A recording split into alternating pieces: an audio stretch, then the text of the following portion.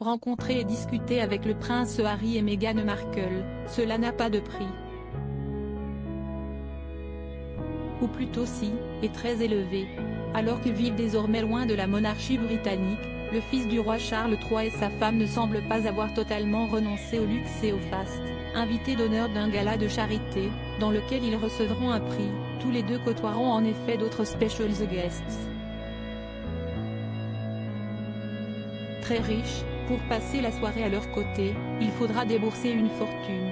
Il faut dire que le couple n'est pas vraiment dans le besoin lui-même, héritier de la moitié de la fortune de sa mère, Lady Diana, soit 13 millions de livres reçus le jour de ses 30 ans. Le prince Harry aurait également touché près de 7 millions de livres de son arrière-grand-mère, la reine douairière Elisabeth Bowes-Lyons, morte en 2002 l'année de ses 18 ans.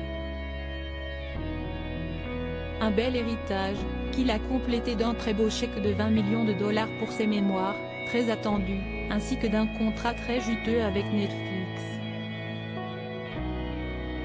Un compte en banque bien fourni pour le fils du roi Charles, sa femme et leurs deux bambins, Archie, 3 ans et demi, et Lilibet, 1 an et demi, sans doute complété des revenus d'actrice de Meghan Markle, et qui leur a sans doute permis d'acheter leur superbe manoir de Montecito, en Californie, où ils vivent depuis leur départ fracassant de Grande-Bretagne fin 2019.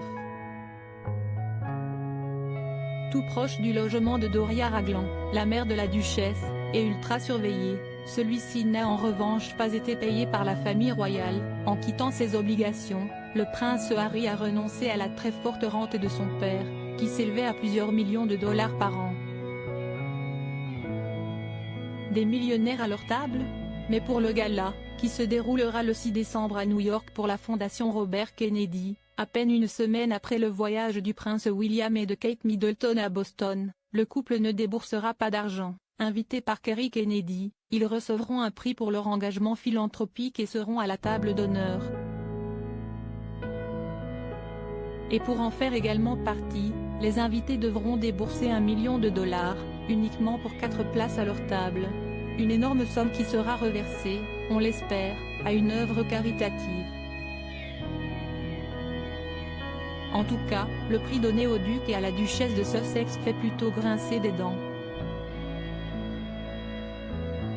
Je trouve cela quelque part entre le sublimement ridicule et le carrément ridicule. Si est-il absurde. Que diable ont-ils fait pour mériter cela? Quel pourcentage de la fortune de Harry et Meghan est consacré à des causes louables, a même déclaré David Nassau, écrivain spécialiste de la famille Kennedy.